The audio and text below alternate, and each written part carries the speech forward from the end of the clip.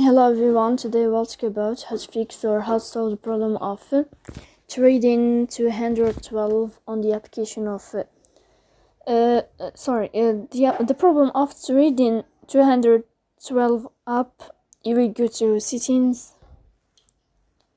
Here in this page you can go to apps, default apps, app settings. In this page you will go to above to search about trading 212. Then in this list of app info you can click on first stop and you can click OK. Here we'll enter to the window of storage. Then you can click on clear cache, but pay attention, don't click clear data because that can delete your account. So please don't forget to support us by like and subscribe. See you next time.